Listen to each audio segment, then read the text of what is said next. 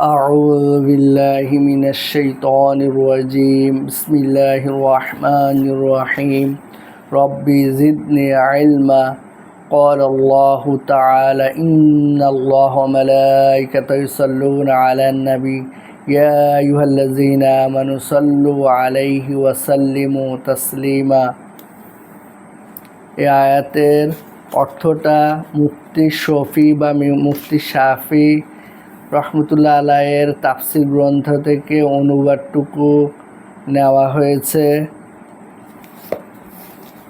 অর্থ আল্লাহ তার ফেরেশতাগণ নবীর প্রতি রহমত প্রেরণ করেন। হে মুমিনগণ, তোমরা নবীর জন্য রহমতের তরে দোয়া কর এবং তার প্রতি সালাম প্রেরণ করো।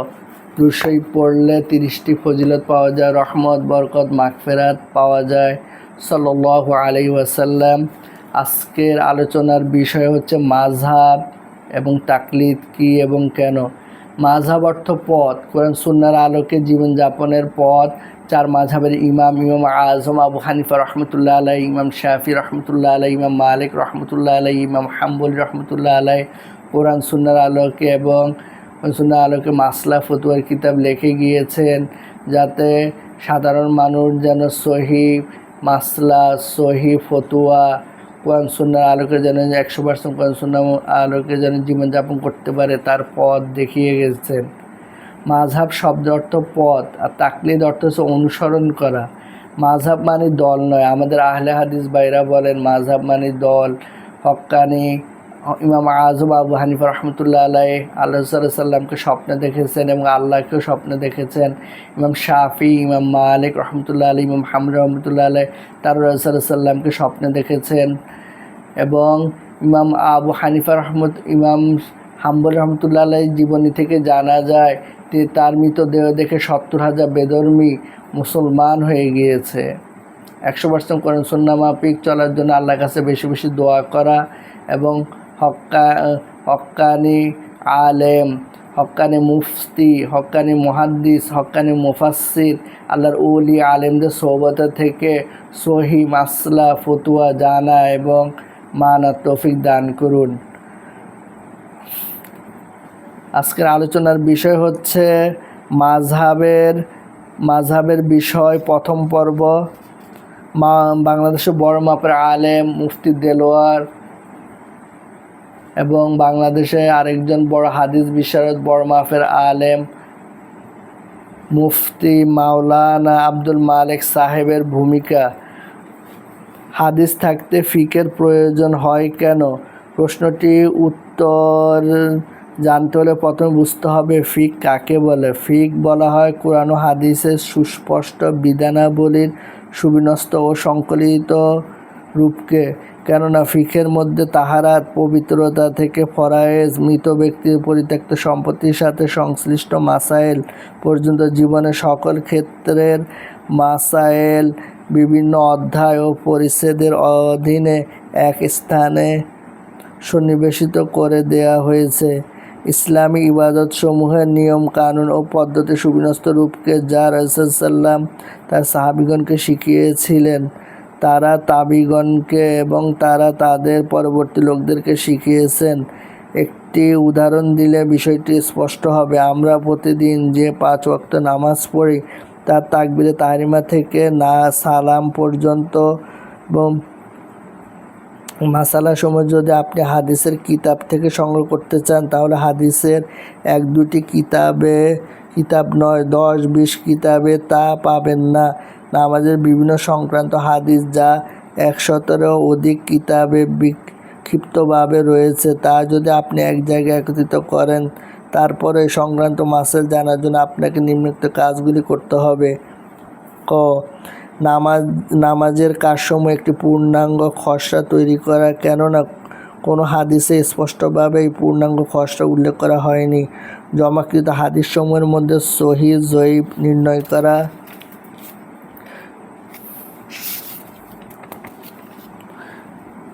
গ. এই হাদিসসমূহের মধ্যে যেসব হাদিসের মর্ম শুধু আরবি ভাষার সাহায্যে নির্ধারণ করা যায় না, তার সঠিক মর্ম নির্ধারণ করা। কেননা অনেক হাদিস এমন আছে যেখানে ভাষার বিচারে একাধিক অর্থের সম্ভাবনা থাকে।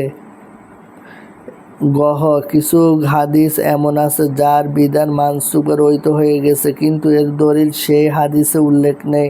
শরীয়তের অন্যান্য দলিলের আলোকে এ ধরনের হাদিসসমূহ শনাক্ত করাও জরুরি। অনেক হাদিসে সাধারণ পাঠকবৃন্দ দেখবেন কোনো হাদিসে রাফেদাইন করার কথা আছে, কোনো হাদিসে না করার কথা আছে। কোথাও আমিন জোরে বলার কথা এসেছে, আবার কোথাও আস্তে বলার কথা। কোনো হাদিস থেকে বোঝা যাচ্ছে ইমামের পিছনে কুরআন, সূরা ফাতিহা ও অন্য কোনো সূরা পড়তে হয়, আবার কোনো হাদিস থেকে বোঝা যাচ্ছে ইমামের পিছনে কোরআন পড়তে হয় না। এ ধরনের অনেক বিষয় আছে।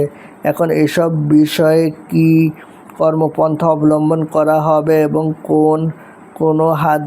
কোন হাদিস অনুযায়ী আমল করা হবে, এর ফয়সালা শুধু হাদিসের অনুবাদ পড়ে করা সম্ভব নয়। উপরোক্ত হাদিসসমূহ থেকে নামাজের মধ্যকার যেসব কাজের কথা জানা গেল, তার মধ্যে কোন কাজটি ফরজ, কোনটি ওয়াজিব, কোনটি সুন্নতে মুআক্কাদা আর কোনটি সুন্নতে জায়েদা মুস্তাহাব, অনুরূপ যেসব কাজ নামাজে নিষিদ্ধ, তার মধ্যে কোন কাজটি দ্বারা নামাজ একদম নষ্ট হয়ে যায়, কোন কাজটি দ্বারা নামাজ নষ্ট না হলেও নামাজের মধ্যে তা মাকরুহ তাহরিমি, মাকরুহ তানজিহ কিংবা অনুত্তম ইত্যাদি বিষয়ের বিবরণও হাদিস শরীফে উল্লেখ নেই। এবার আপনি চিন্তা করে দেখতে পারেন ফুকাহায়ে কেরাম কত বড় কাজ করেছেন এবং সাধারণ মানুষের কত বড় উপকার করে গেছেন। পাশাপাশি এটা বোঝা যাচ্ছে যে ফিকহ কাকে বলে।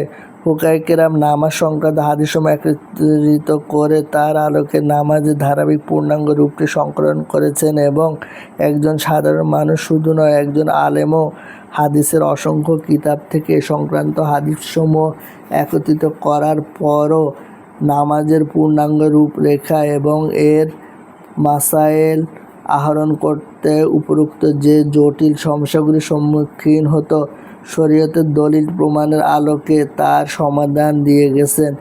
একইভাবে জাকাতের ব্যাপারে চিন্তা করুন, হজের ব্যাপারে চিন্তা করুন। প্রত্যেকটি অধ্যায়ের এইসব শাস্ত্রীয় সমস্যা রয়েছে এবং উম্মাহের ফকিহগণ এইসব সমস্যার সাগর পাড়ি দিয়ে কুরআনী বিধিবিধানের একটি পূর্ণাঙ্গ বাস্তব রূপ উপযুক্ত বিন্যাস ও ব্যাখ্যা বিশ্লেষণের সাথে পেশ করেছেন। তাই বলা যায় ফিকহ হলো শরীয়তের হুকুম আহকামের সুবিন্যস্ত ও এক স্থানে সংকলিত এবং বিস্তারিত ব্যাখ্যা বিশ্লেষণ সমৃদ্ধ সমষ্টির নাম। অনুরূপ ফিকহের আরেকটি গুরুত্বপূর্ণ অংশ হলো ওইসব মাসআলার সুবিন্যস্ত সমষ্টি যা কোরআন হাদিসে স্পষ্টভাবে বিদ্যমান নেই। শরীয়তের নীতিমালা থেকে বা কিয়াসের শরীয়তের মাধ্যমে শরীয়তের মৌলিক উৎসসমূহ থেকে ওইসব মাসালা আহরণ করার কাজটি সাহাবায়ে কেরামের যুগ থেকে সকল যুগের ফকিহগণ করে গেছেন। ওই সব মাসালাকে ফিকহের মধ্যে উপযুক্ত বিন্যাসের সাথে সংরক্ষণ করা হয়েছে।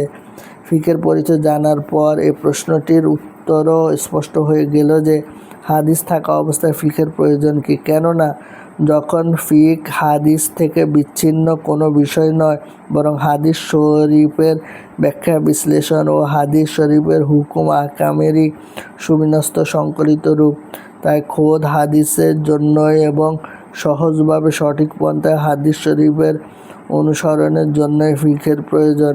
এজন্য খোদ রাসূল করিম সাল্লাল্লাহু আলাইহি ওয়াসাল্লাম বিভিন্ন সহিহ হাদিসে ফিকহের প্রয়োজনীয়তা, গুরুত্ব, ফুকাহায়ে কেরামের মান ও মর্যাদা সম্পর্কে তার উম্মতকে সতর্ক করেছেন।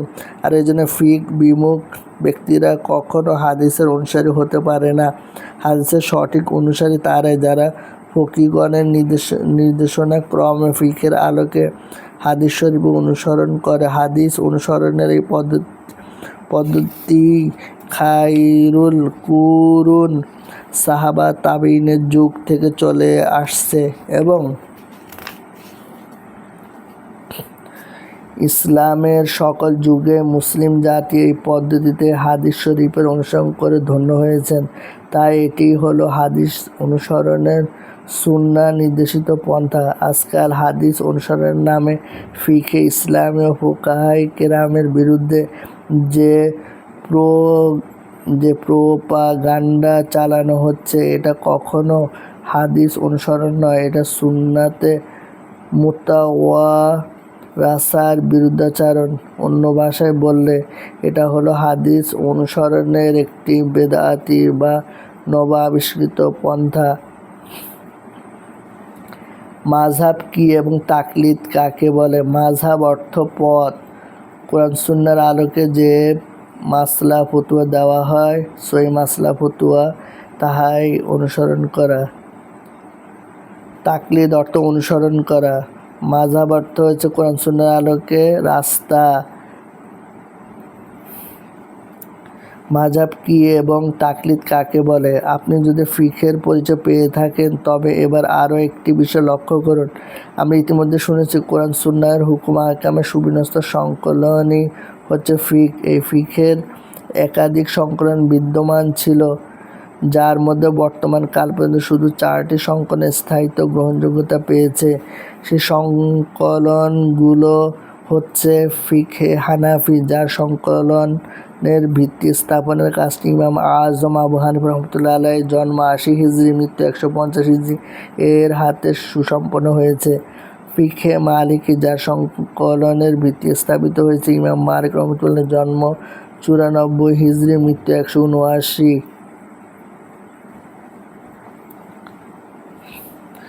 এর হাতে। ফিকহে শাফঈ, ইমাম মুহাম্মদ ইবনে ইদ্রিস শাফঈ রহমতুল্লাহ আলাইহি, জন্ম 150 হিজরি, মৃত্যু 204, যার ভিত্তি রেখেছেন। ফিকহে হাম্বলি, ইমাম আহমদ ইবনে হাম্বল রহমতুল্লাহ আলাইহি, জন্ম 164 হিজরি, মৃত্যু 241 এর ভিত্তি রেখেছেন। সাধারণ পরিভাষায় ফিকহের প্রত্যেকটি সংকলন মাযহাব নামে পরিচিত। বলা বাহুল্য, এখানে মাযহাব শব্দটির অর্থ ফিকহের মাযহাব তথা ফিকহের নির্দিষ্ট একটি সংকলন। এখানে মাযহাব অর্থ দিন বা আকাইদ বিষয়ে মতবিরোধের কোনো ফিরকা নয়, কেননা ফিকহের এই মাযহাবগুলো প্রতিটি দিন ইসলাম ও শরীয়তের অধীন এবং শরীয়ত অনুযায়ী চলার একাধিক পথ। এই মাযহাবের ইমামগণ সবাই আহলে সুন্নাহ ওয়াল জামাতের আকীদার উপর ছিলেন এবং সব ধরনের ভ্রান্ত আকীদা থেকে মুক্ত ছিলেন। তাদের অনুসারীরাই সবাই আহলে সুন্নাহ ওয়াল জামাতের মত পথেরই অনুগামী। তবে বিভিন্ন সময় এমন হয়েছে যে আকীদাগতভাবে বিভ্রান্ত বেদাতি লোকেরা ফিকহের ক্ষেত্রে এসে উপরোক্ত 4 মাযহাবের কোনো একটির অনুসরণ হয়েছে বলা বাহুল্য। তাদের বেদাতি আকীদা বিশ্বাসের কোনো দায়িত্ব তাদের মাযহাবের ইমাম, তাদের সংকলিত ফিক এবং তাদের অনুসারীদের উপর বর্তায় না। মাযহাবের অর্থ এই ফিকহি মাযহাবের মাধ্যমে কুরআন হাদিসের আহকাম জানা এবং তদনুযায়ী আমল করাকে সাধারণ পরিভাষায় তাকলিদ বলে। অর্থাৎ দিন ও শরীয়তের ক্ষেত্রে ফকিহগণের শরণাপন্ন হওয়ার যে আদেশ মহান আল্লাহ তার বান্দাদেরকে করেছেন এবং নবী করিম সাল্লাল্লাহু আলাইহি ওয়াসাল্লাম তার উম্মতকে করেছেন, তাদেরই সংকলিত ফিক থেকে কোরআন হাদিসের হুকুম জেনে সে অনুযায়ী আমল করাকেই সাধারণ পরিভাষায় তাকলিদ, মাযহাব মানা কিংবা ফিক অনুসরণ করা বলা হয়।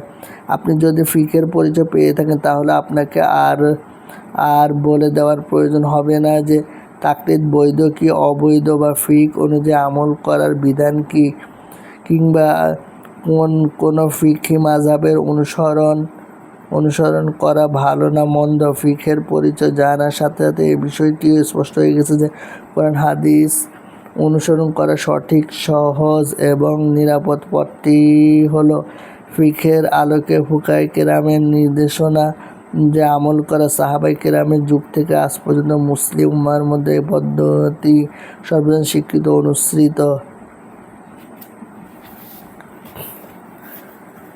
আলহামদুলিল্লাহি রাব্বিল আলামিন।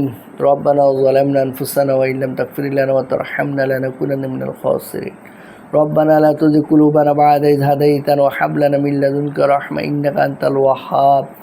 হে আল্লাহ, আমাদেরকে মাযহাব মানার তৌফিক দান করুন। মাযহাব অর্থ রাস্তা, পথ।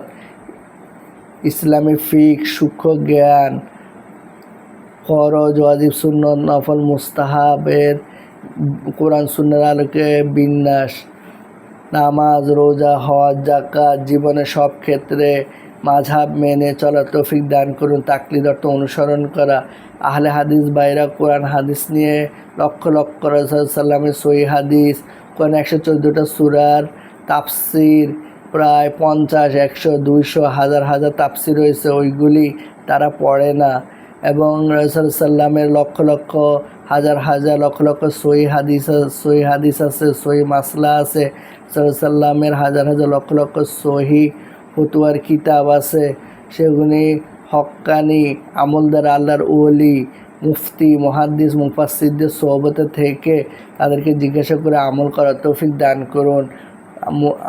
আমাদের ইমানকে নবী, সাহাবী, তাবে মুহাজ্জির, আনসার, ওলি, গাউস, কুতুবের মতো মজবুত করে দিন। আল্লাহ পৃথিবীর যে প্রান্তে মুসলমানদের উপর অত্যাচার হচ্ছে তাদেরকে সাহায্য করুন। আল্লাহ মুসলমান জাতির মধ্যে ঐক্য সৃষ্টি করে দিন। হে আল্লাহ, আমাদের কবিরা গুনাহ, সগীরা গুনাহ, শিরকি গুনাহ, বেদাতি গুনাহ সব গুনাহ আপনি মাফ করে দিন। আমাদের সবার মনে নেক চাওয়া আপনি পূরণ করে দিন। বিরহমাতিকা ইয়া আরহামার রাহিমিন।